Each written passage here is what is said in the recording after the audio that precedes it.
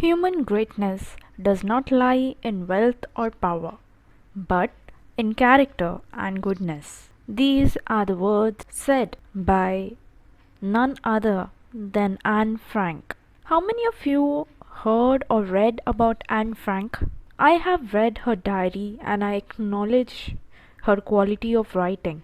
Her diary is one of the world's most widely read books, and there has been many plays and films written on the basis of her story.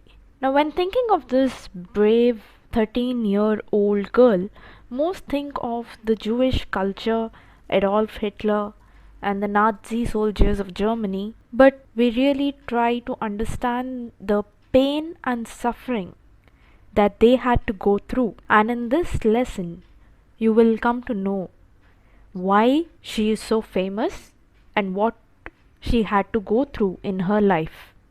So let's begin. And how do you know that the human race is worth saving? An argumentative young student once asked his professor. Said the professor, I have read Anne Frank's diary. How this diary of a teenage girl came to be written and saved is a story as dramatic as the diary itself. No one foresaw the tremendous impact that the small book would have, not even her father, who had it published after Anne's death in a Nazi concentration camp. So here it begins with a argumentative young student was asking his professor, like, how do you know that the human race is worth saving? How do you know that we have to save the human race? And the professor answers by saying that he has read Anne Frank's diary. Now the writer is trying to say that how this diary of this teenage girl, it came to be written and saved as a story, is dramatic as the diary itself, and no one thought that this small book would make a huge impact in the world, not even her father, who had it published after Anne Frank's death in a Nazi concentration camp. Now, the Nazis were the political party led by Adolf Hitler, which controlled Germany from the year 1933 to 1945, and the concentration camp is nothing but it was a prison consisting of a set of buildings inside a fence where political prisoners were kept in a very bad condition. The diary of Anne Frank has now been published in 19 languages including German and has sold nearly 2 million copies. Made into a play by Francis Goodrich and Albert Hackett, it won the Pulitzer Prize for Drama, and in the 1956-1957 season alone played in 20 different countries to 2 million people. In London, it ran for nearly 6 months at the Phoenix Theatre. 20th Century Fox turned it into a film. The Diary of Anne Frank, it has been published in 19 languages including German, and nearly 2 million copies of the diary has been sold till now. It was also made into a play by Francis Goodrich and Albert Hackett, and that play had won the Pulitzer Prize for Drama. It is an award for achievements in newspaper, magazines, online journalism, literature, and musical composition within the US. And the 1956-1957 season was played in 20 different countries for around 2 million people. And in London, there is a Phoenix Theatre where it ran for nearly 6 months continuously. And the 20th Century Fox, they have turned into a film. To understand this amazing response, it is necessary first to understand the girl who was Anne Frank. When Hitler came to power, Otto Frank was a banker living in Germany. He had married in 1925. In 1926, his first daughter, Margaret, was born, and 3 years later, his second, Anneliese Mary. She was usually called Anne, sometimes Tender One. Now, to know that how amazing this entire journey of this girl is, we need to understand first who this girl is, who is Anne Frank. So when Hitler came to power in the year 1933, he became the Chancellor of Germany. At that time, Otto Frank, he was a banker and he was living in Germany, and he had married in 1925, and after a year his first daughter Margaret was born, and after 3 years Anne Frank was born, and her full name was Anneliese Mary. With love, people used to call her Anne and sometimes Tender One. In the autumn of 1933, when Hitler was issuing one anti Jewish decree after another, Otto Frank decided to emigrate to the hospitable Netherlands. He started a small firm in Amsterdam. Shortly before the outbreak of war, he took in a partner, Mr. Van Daan, a fellow refugee. Mostly they traded in spices. Business was often slow. Once Otto Frank was forced to ask his small staff to accept a temporary cut in their modest wages. No one left. They all liked his warm personality.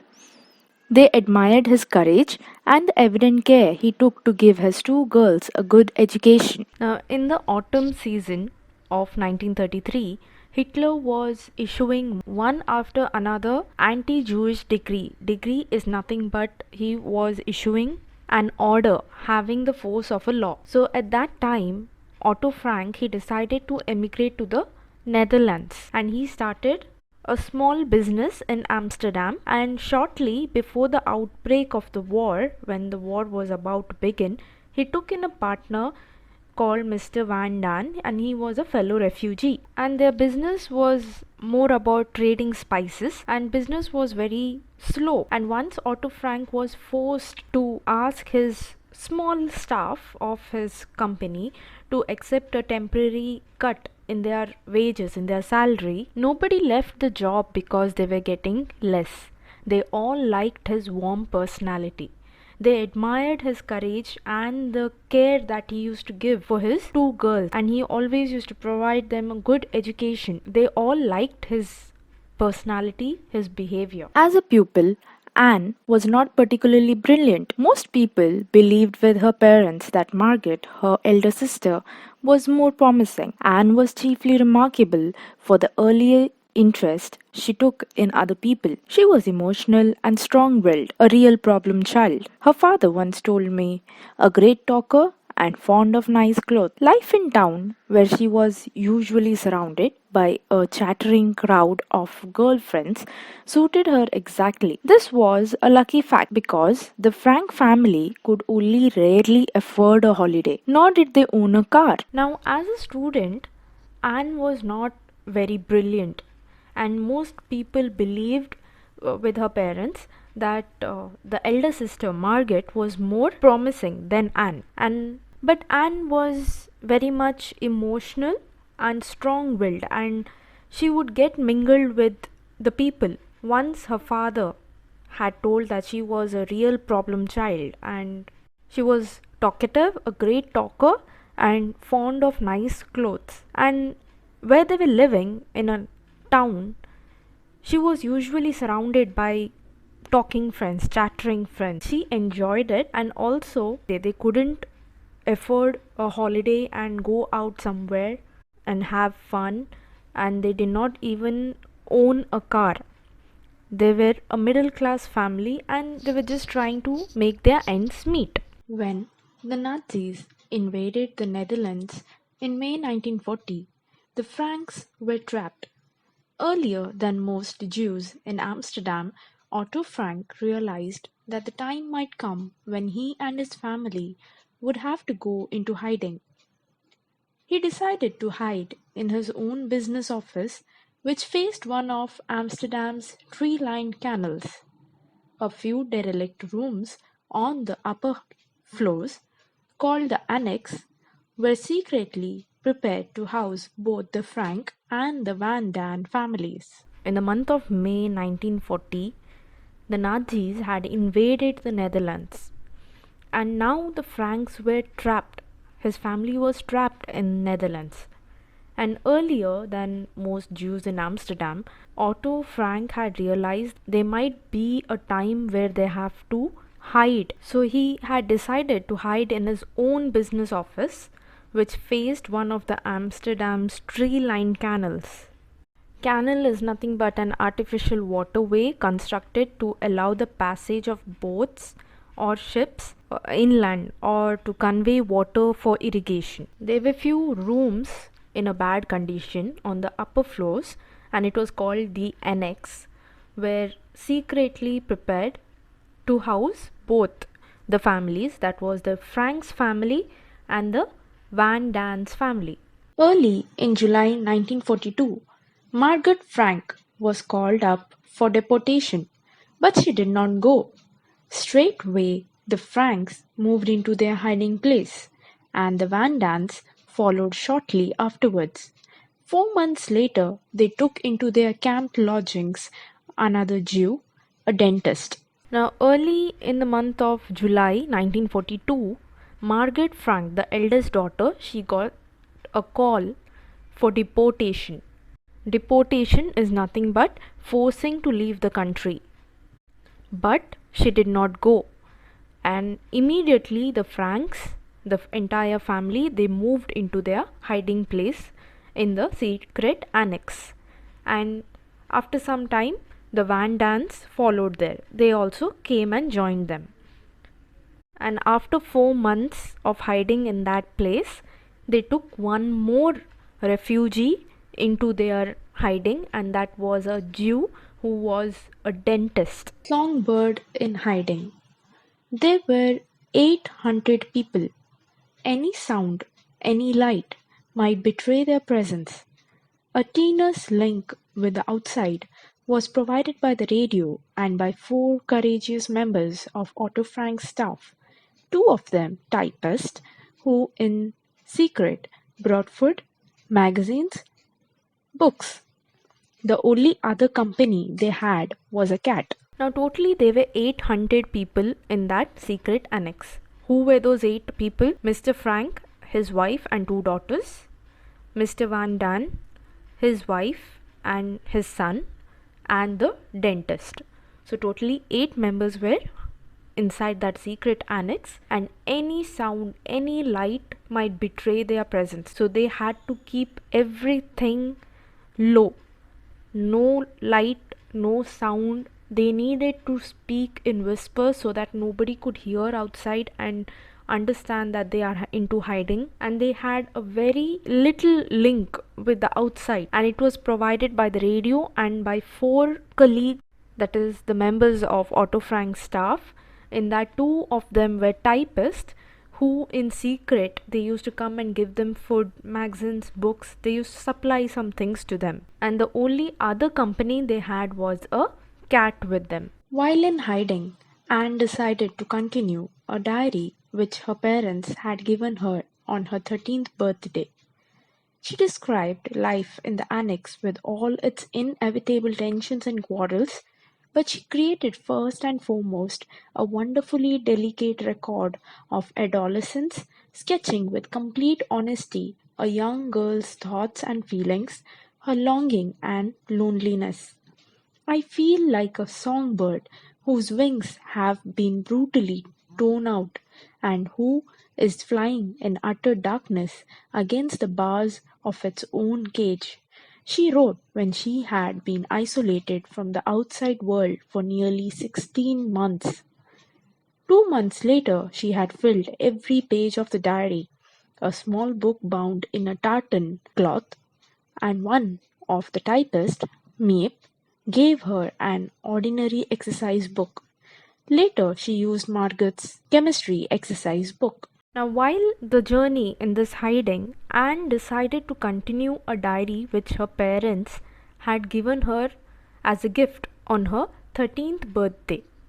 And she decided to write the entire journey in that diary. And she described the life in that annex, in that hiding, with all its tensions and quarrels the families used to have.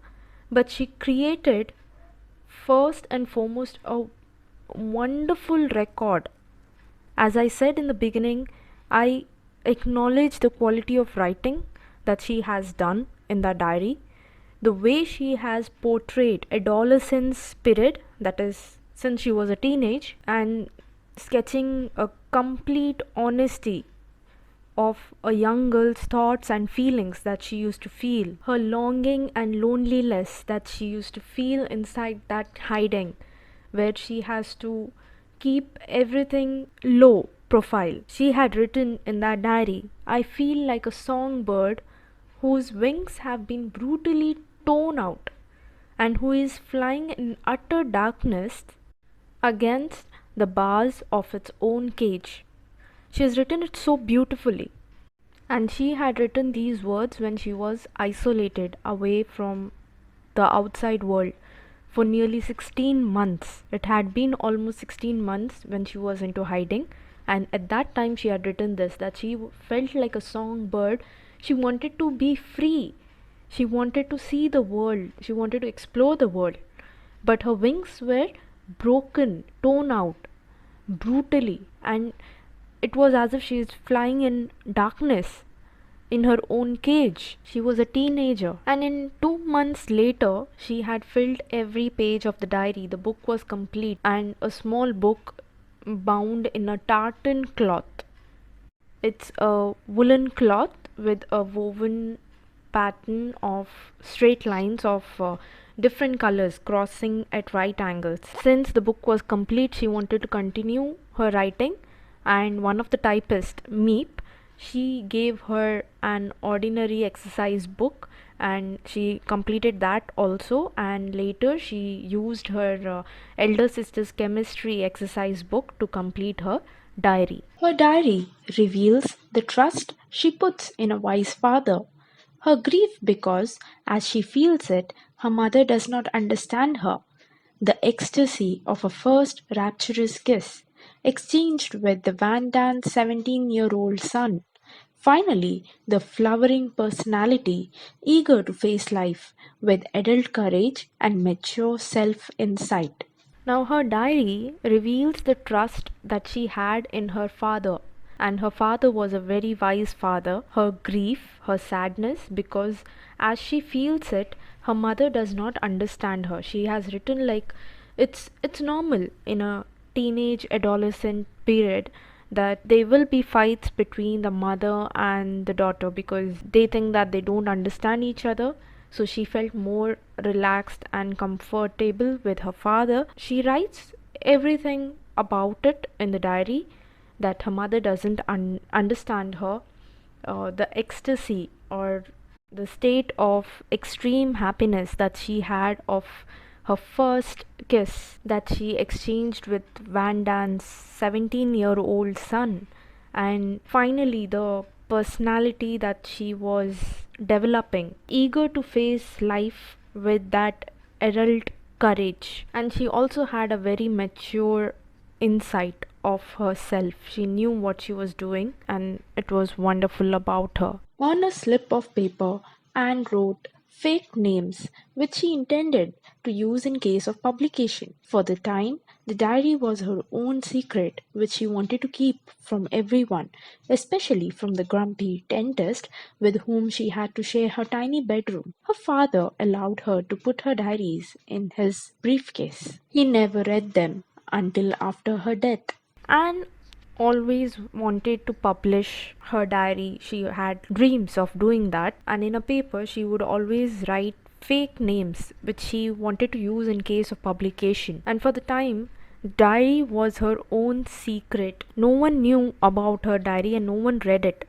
She would have her own privacy on her diary, and she wanted to keep it as a secret from everyone, especially that grumpy dentist with whom she had to share her tiny bedroom. Since they were in hiding and it was a very small place, they couldn't afford to have a luxurious room or anything. It was a very tiny space for them, and her father allowed her to keep her diaries safe in his briefcase. So he had given his briefcase to Anne Frank so that she can keep all her diaries in that safely and no one would touch it. And he never read them until her death. After her death, he read those diary, and before that he never even touched them. I hope you have understood the story till here, and in case you have any doubts, you can please comment below and keep watching for the next part of this chapter. Thank you and be safe. and keep watching and do subscribe